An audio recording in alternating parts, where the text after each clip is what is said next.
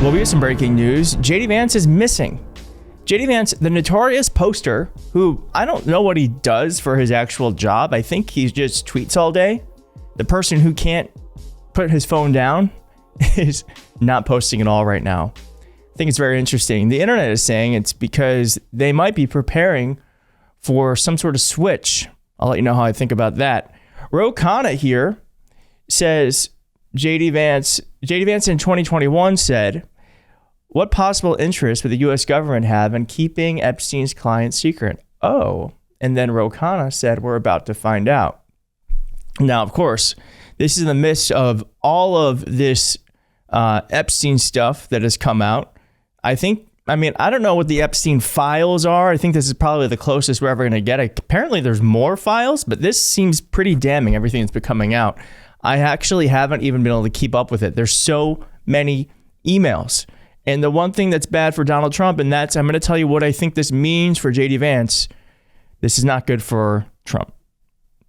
You know, Donald Trump is underwater on basically every single issue he ran on in 2024. But the Epstein files, the Epstein case are especially dreadful for him. What are we talking about here? Well, let's take a look at Trump's net approval rating on the issue. Look, they're all in red. They're all in the negative territory. But on immigration, you know, he's 5 points underwater. Foreign policy, 8 points. Trade and tariffs, he's 17 points. The economy, 18 points. But look at the Epstein case. He is 39 points below water on the Epstein case. His net approval is 39 points in the negative. My goodness gracious. What Donald Trump has been selling on the Epstein files, the Epstein case, the American people, simply put, have not been buying at all, Sarah Seidner. All right. So is there any sign that things have gotten better, since there have been some things that have been released? Yeah.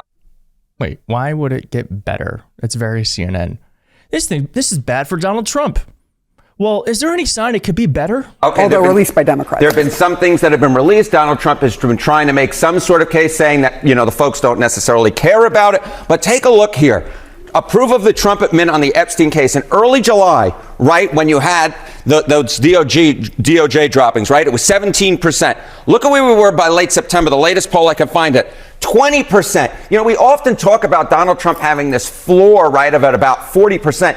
On this particular issue, he is less than half the level of the supposed floor. There is just nobody in the electorate who is buying this. They do not like the way that the Trump administration has been handling this case one iota.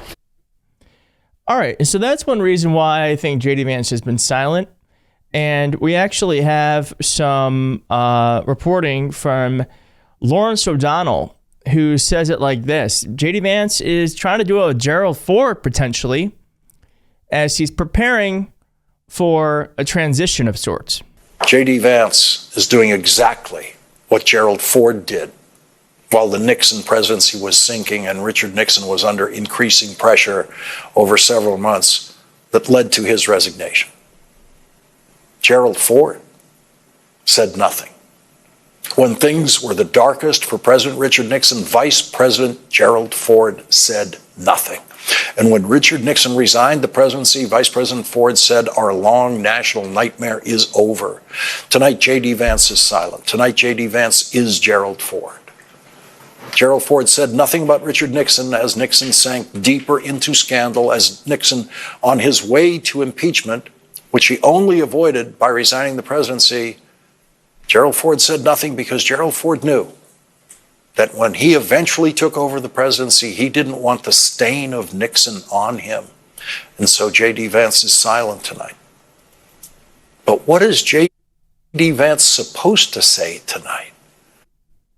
Yeah, I guess. I mean, one other reason, I have been thinking about this. There was a Veterans Day sale at Ashley Furniture. So there could be some reason, maybe he's occupied. I'm just kidding, obviously. But other people have said that JD Vance is working to push Trump out. Trump always the useful idiot to usher in their discussing plans because they knew he would do it. Now that the truth is finally being shown that he is a pedophile, they're going to get him out and he will go along with it just totally from Epstein files, sudden illness, 25th Amendment, who knows. Now, I don't know what JD Vance is thinking. I don't know what plans are happening. I don't think this is probably true. But JD Vance hasn't posted at all. in more than 2 days. And I do think JD Vance wants to be president. I think he probably sees this as an opportunity to separate himself from Trump and to create some sort of wedge. But JD Vance is in a bit of a bind because unlike Gerald Ford, Richard Nixon and Gerald Ford didn't have a thing called social media. And so it's very easy to stay silent when you're the vice president. In the 70s, you simply don't talk to reporters and you don't do press conferences. It's very easy to defend the president when you are when you have a phone and you can easily send a tweet. Now, I do think that this is JD Vance's Gaza. And what I mean by that is I do believe Kamala Harris felt differently about how Joe Biden was handling Gaza and how Joe Biden was just 100% behind Israel, regardless of the ethnic cleansing and the war crimes that were happening with U.S. weapons and money. And I do believe that Kamala Harris felt differently about it, but she couldn't speak out against the president. She was the number two. And she also knew that if she ever were to run, she needed to have some sort of backing from this administration. I think the same thing's happening with JD Vance right now. I think this is his Gaza, where JD Vance, obviously, I mean, you can see here, JD Vance was very pro the Epstein files coming out. And I think he actually meant that shit. But now JD Vance can't say what he wants to say about Epstein. This is the problem with being vice president. You actually can never be your own person.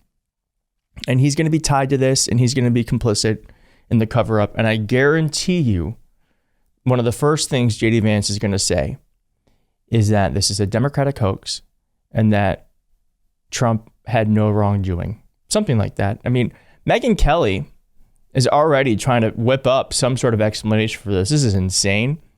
As for Epstein, I've said this before, but just as a reminder, I do know somebody very, very close to this case who is in a position to know virtually everything. Not everything, but virtually everything. And this person has told me from the start years and years ago that Jeffrey Epstein, in this person's view, was not a pedophile. This is insane. This is the person's view who was there for a lot of this, but that he was into the barely legal type. Like he liked 15-year-old girls, and I realize that is disgusting.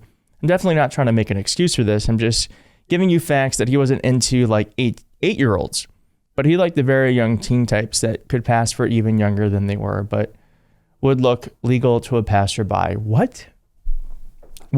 I think MAG is on the way to saying, well, actually, Donald Trump's not a pedophile. He just liked teenage girls. This is a crazy, crazy thing to tweet. It's crazy. Crazy thing to say. Crazy thing to say. All right, well, we're going to keep following this. I mean, oh yeah, I wanted to show you this too because Peter Thiel is in the Epstein files, and Peter Thiel obviously is JD Vance's biggest backer. I think this is all interconnected. This is a big problem for this administration, regardless. This is probably the biggest controversy that's ever surrounded Donald Trump. Good. May it continue to haunt him until his last day. I'll see you soon.